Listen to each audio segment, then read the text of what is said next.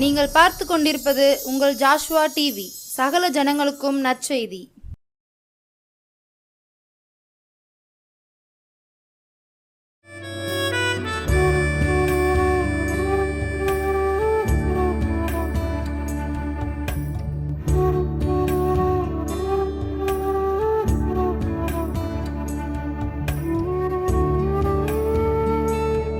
கர்த்தராகிய இயேசு கிறிஸ்துவின் நாமத்தினாலே ஜோஷுவா டி நேயர்கள் யாவரையும் மனந்திரும்புதலின் நேரம் நிகழ்ச்சிக்கு அன்போடு அழைக்கிறேன்.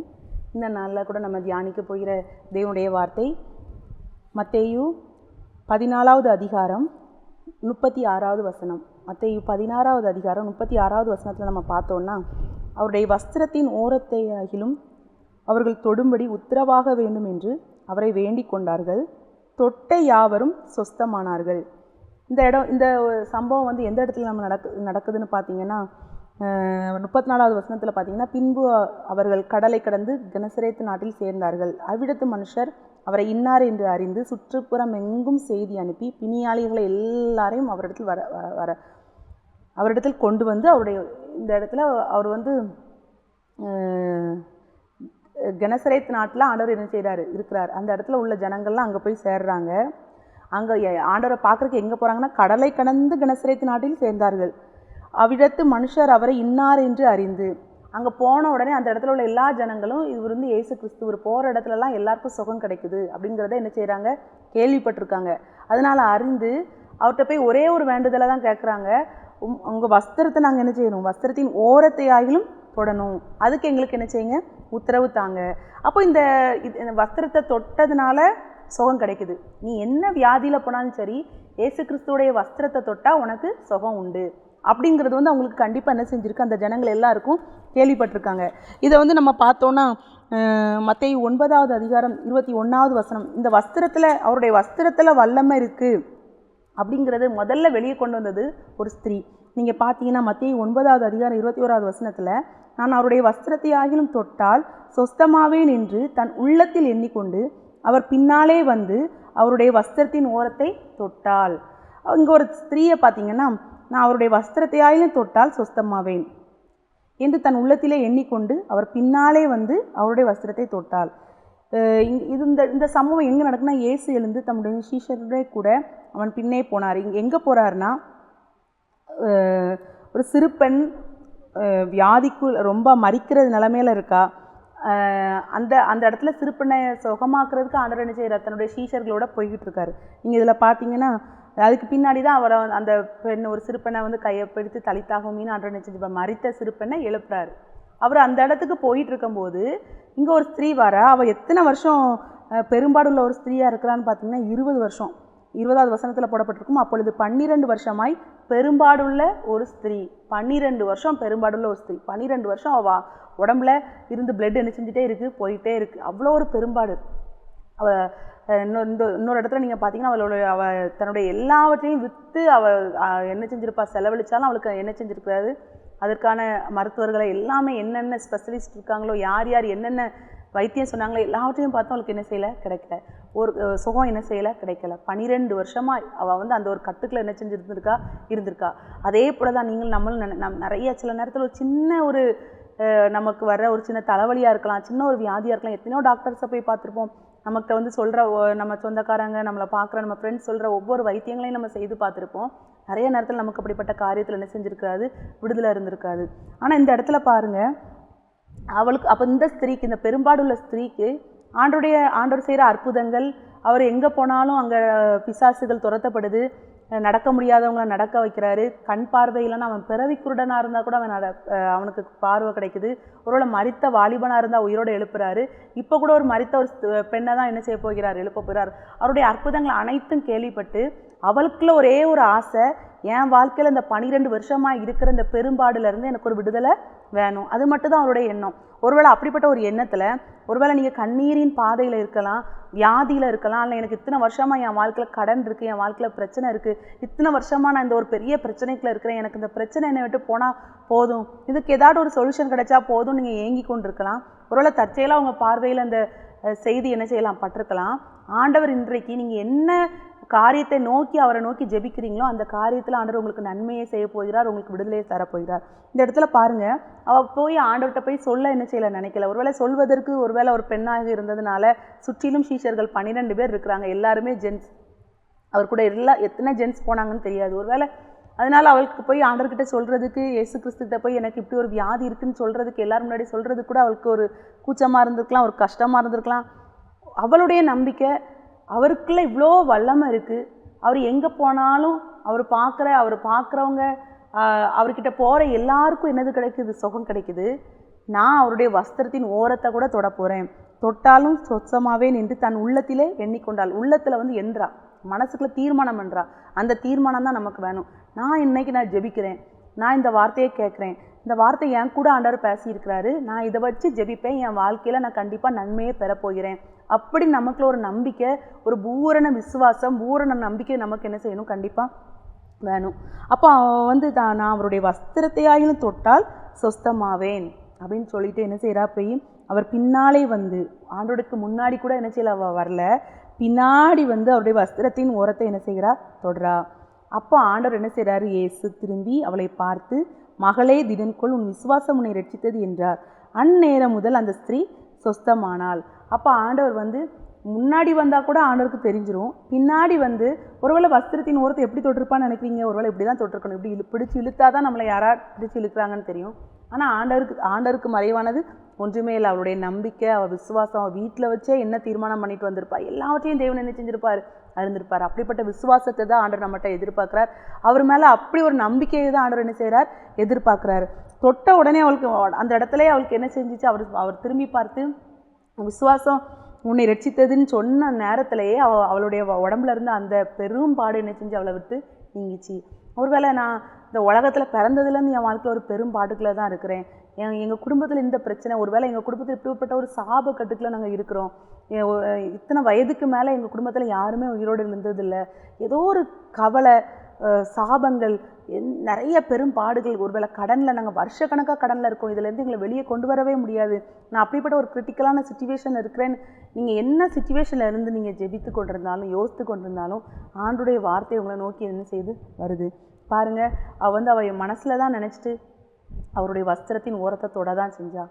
ஆண்டவரே, எனக்கு வேறு நான் இருக்கிற சுச்சுவேஷனை நீ ஜெபிக்க முடியலை, எனக்கு ஜெபிக்க வார்த்தை கூட வரல, எனக்கு ஒருவேளை அவங்கள போல் எனக்கு ஜெபிக்க தெரியலை, எனக்கு வேறு ஒன்றும் தெரியலன்னா இந்த வார்த்தை என் கூட பேசுது, நான் உங்கள் வஸ்திரத்தை தொடுறேன், நான் அதை சொல்கிறேன், நீங்கள் எங்கே இருக்கீங்கன்னு எனக்கு தெரியாது, உங்கள் வஸ்திரத்தை நான் தொடுறேன், என் வாழ்க்கையில் இருக்கிற இந்த பெரும்பாடு, என் பிரச்சனை, என் வாழ்க்கையில் இருக்கிற மனக்கவலை, என் வாழ்க்கையில் இருக்கிற கஷ்டம் நீ விட்டு நீங்கள் போகட்டும் அப்படின்னு நம்ம ஜெபிக்கும்போது ஆண்டவர் நம்ம வாழ்க்கையில் என்ன செய்வார்? அற்புதத்தை செய்வார்.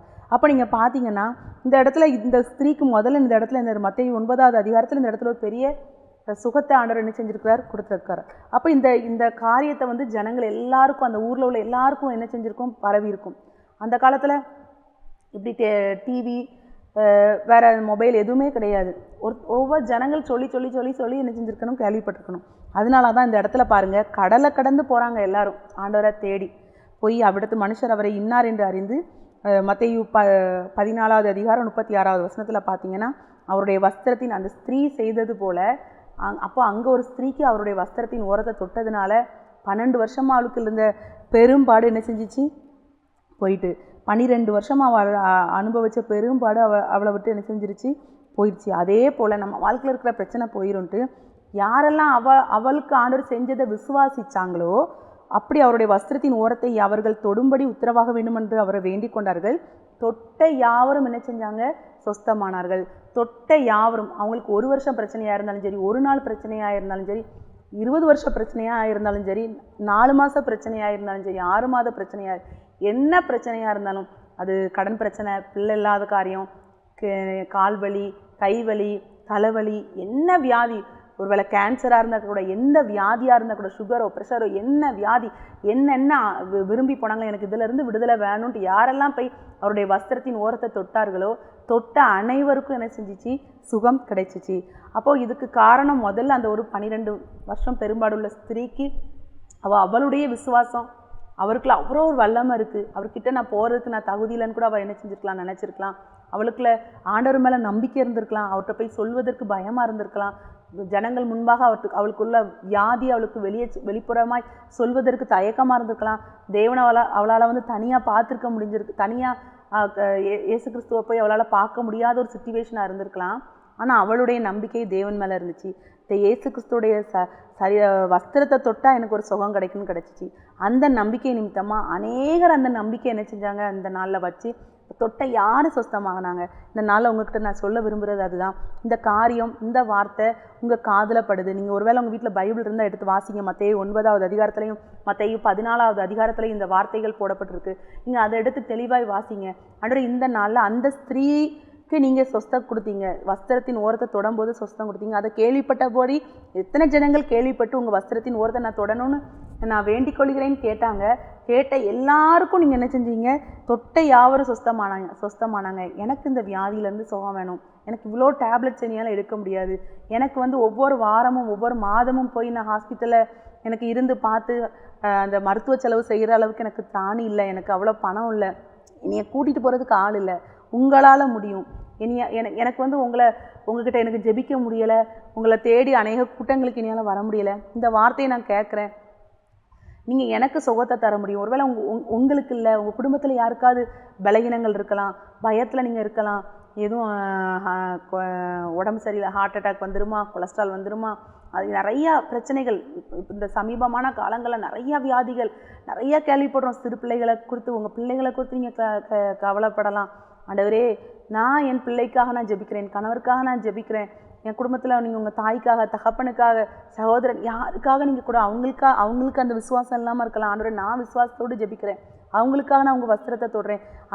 அந்த ஸ்திரீக்கு நீங்கள் சுகத்தை கொடுக்கும்போது அதை கேட்ட ஒவ்வொருத்தருக்கும் நீங்கள் சுகத்தை கொடுத்தீங்களே, அதே போல் என் வாழ்க்கையில் நீங்கள் சுகத்தை தர முடியும், என் வாழ்க்கையில் இருக்கிற இந்த பிரச்சனையில் இருந்து எனக்கு விடுதலை தர முடியும். நீங்கள் ஜெபிக்கும்போது அந்த வஸ்திரத்திலேருந்து வல்லமை என்ன செய்யும், புறப்படும். நீங்கள் பார்த்தீங்கன்னா லூக்கா 9வது அதிகாரம் 29வது வசனத்தில் பார்த்தீங்கன்னா, லூக்கா 9வது அதிகாரம் அதனுடைய 29வது வசனத்தில் நீங்கள் பார்த்தீங்கன்னா, அவர் ஜெபம் பண்ணுகையில் அவருடைய முகரூபம் மாறிற்று, அவருடைய வஸ்திரம் வெண்மையாகி பிரகாசித்தது.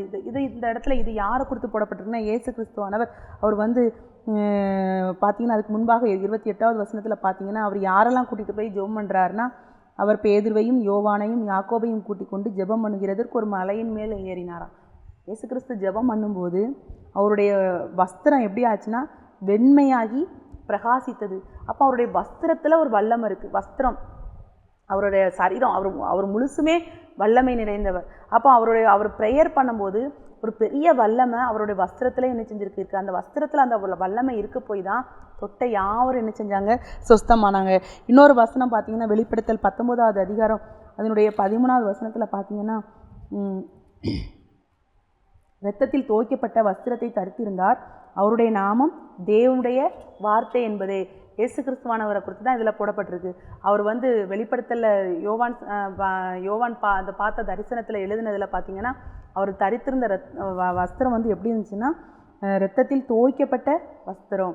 அப்போ அப்படிப்பட்ட ஒரு வஸ்திரத்தை, அவரோட அந்த நாமம் வந்து தேவனுடைய வார்த்தை என்பதை அதே அதிகாரத்தில் 16வது வசனத்தில் நீங்கள் பார்த்தீங்கன்னா, ராஜாதி ராஜா கர்த்தாதி கர்த்தா என்னும் நாமம் அவருடைய வஸ்திரத்தின் மேலும் அவருடைய தொடையின் மேலும் எழுதப்பட்டிருந்தது.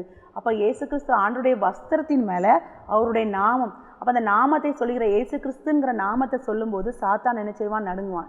இயேசு கிறிஸ்துங்கிற நாமத்தை சொல்லும்போது நமக்கு இருக்கிற எல்லா கஷ்டத்துலேருந்தும் ஆண்டவர் என்ன செய்வார், விடுதலை தருவார். இயேசு கிறிஸ்துங்கிற நாமத்தை நம்ம அறிக்கையிடும்போது வாழ்க்கையில் இருக்கிற எல்லா கட்டுகள்லேருந்து நமக்கு என்ன செய்யும், விடுதலை கிடைக்கும். அப்போ பாருங்கள், அந்த இடத்துல தெளிவாய் வசனம் போடப்பட்டிருக்கிறது. ராஜாதி ராஜா கர்த்தாதி கர்த்தா என்னும் நாமம் அவருடைய வஸ்திரத்தின் மேலே அவருடைய நாமம் என்ன செய்யப்பட்டிருக்கு, தரிக்கப்பட்டிருக்கு, எழுதப்பட்டிருக்கிறது. அழகாக தெளிவாக போடப்பட்டிருக்கு, எழுதப்பட்டிருக்கிறது. அப்போ தேவனுடைய வஸ்திரத்தில் அவருடைய வஸ்திர தொங்கலை நம்ம என்ன செய்யணும், வாஞ்சிக்கணும். இந்த ஏசாயாவில் நீங்கள் பார்த்தீங்கன்னா, ஏசாயா 6வது அதிகாரத்தில் பார்த்தீங்கன்னா, ஆலயம் வந்து எப்படி இருந்துச்சா, வஸ்திர தொங்கலினால், அவருடைய வஸ்திர தொங்கலினால் என்ன செஞ்சிருச்சான், நிறைந்திருந்துதான். அப்போ நம்ம ஜெபிக்கும் போது அவர் ஜெபிக்கும் போது வஸ்திரம் வந்து எப்படி வெண்மையாய் பிரகாசித்தது. நம்ம ஜெபிக்கும் போது அவருடைய வஸ்திரம் நம்ம மேலே படும்போது நம்மளுடைய வாழ்க்கையும் வெண்மையாய் பிரகாசிக்கும். நம்முடைய ஆவிக்குரிய வாழ்க்கையில் ஒரு பிரகாசம் உண்டு, நம்முடைய பிரச்சனைகள் ஒரு பிரகாசம் என்ன செய்யும் இருக்கும். பார்த்தீங்கன்னா வஸ்திர தொங்கலினால் ஆழம் என்ன செஞ்சிருந்துச்சா நிறையப்பட்டிருக்கும். அந்த அளவுக்கு ஆண்டவர் வந்து அந்த ஏசாயாவுக்கு ஆண்டவர் என்ன செய்வார், வெளிப்படுத்துவார் வஸ்திர தொங்கலினால். அப்போ நம்மளை வந்து ஆண்டவர் என்ன செய்யணும், வஸ்திர தொங்கலினால் அவரோட வஸ்திர தொங்கலினால் நம்மளை என்ன செய்யணும், நிரப்பணும். இந்த நாளில் ஆண்டவர் நம்ம கூட தெளிவாய் பேசுகிறது, அந்த ஸ்திரீக்குள்ள ஒரு விசுவாசம் இருந்துச்சு பார்த்தீங்களா, ஆண்டவர் வஸ்திரத்தை தொட்டாலும். ஒருவேளை நீங்கள் இருக்கிற சிச்சுவேஷனில் வெளியே ஆலயத்தில் போய் ஜெபிக்க முடியாத சிச்சுவேஷனில் இருக்கலாம், வெளியே கூட்டங்களுக்கு போக முடியாத சிச்சுவேஷனில் இருக்கலாம், இருக்கிற படுக்கையாக கூட இருக்கலாம், வெளியே போய் ஜெபிக்கிறது இருக்கோ, வேறு யார்ட்டையும் சொல்லி ஜெபிக்க முடியாத அப்படிப்பட்ட ஒரு பெரிய போராட்டங்கள். இந்த காரியத்தை நான் சொல்லி ஜெபிச்சேன்னா இனி என்ன நினைப்பாங்க, இவங்கள்ட்ட சொல்லி ஜெபிச்சேன்னா இனி நினைப்பாங்கன்னு நினச்சிட்டு இருக்கலாம். உங்களுக்கு ஆண்டவருக்கு மட்டும் தெரிந்த ஒரு காரியமாக கூட இருக்கலாம். ஆனால் இந்த அந்த 12 வருஷம் பெரும்பாடுள்ள ஸ்திரீக்குள்ள ஒரு நம்பிக்கை இருந்துச்சு, நான் அவருக்கு பின்னாடி போய் அவருடைய வஸ்திரத்தின் ஓரத்தில் தொடுவேன், அப்போ என் வாழ்க்கையில் ஒரு சுகம் கிடைக்கும். அந்த நம்பிக்கையை ஆண்டவர் பார்த்தார், அவருடைய விசுவாசத்தை பார்த்தாரு, அவளை திரும்பி என்ன செஞ்சார், பார்த்தார். தொட்டதுனால அவர் வந்து பின்னாடி அவளை திரும்பி என்ன செஞ்சார், பார்த்து அவளுக்கு சுகத்தை கொடுத்தார். அப்போது ஆண்டவரை நம்ம திரும்பி பார்க்க வைக்கணும். அப்படிப்பட்ட நம்பிக்கை, அப்படிப்பட்ட ஒரு விசுவாசம் நமக்கு வேணும். இந்த நாளில் உங்கள்கிட்ட வந்து இந்த வஸ்திரத்தின் ஓரத்தை வைத்து ஆண்டவர் பேசியிருக்கிறாருன்னா, அதை தொட்ட யாரும் அவள் வாழ்க்கையில் ஒரு நன்மை நடந்துச்சு, அதை கேள்விப்பட்ட யாரும் அதே போல் விசுவாசித்து உங்கள் வஸ்திரத்தின் ஓரத்தையாட்டு நாங்கள் தொடுறோம். ஏன் நான் உங்களுக்கு இந்த வார்த்தையெல்லாம் எடுத்துக்காட்டினேன்னா, அவர் ஜெபிக்கும் போது அவருடைய வஸ்திரம் கூட என்ன செஞ்சிருக்கு, பிரகாசிச்சிருக்கு. அப்படிப்பட்ட ஒரு மகிமை, அப்படிப்பட்ட ஒரு வல்லமை. அப்போ நம்ம ஜெபிக்கலாம், ஆண்டவரே நானும் ஜெபிக்கிறேன், உங்கள் வஸ்திரத்தை என் மேலே என்ன செய்யுங்க, போடுங்க, அந்த வஸ்திரத்தை உங்களால் என்னை நிரப்புங்க. நீ நிரப்பும் போது இங்கே நீ என்ன செய்ய முடியும், ஆசீர்வதிக்க முடியும். நம்ம ஜெபிக்கும் போது ஆண்டவர் நம்மளை ஆசீர்வதிக்க வல்ல தேவனாக இருக்கிறார்.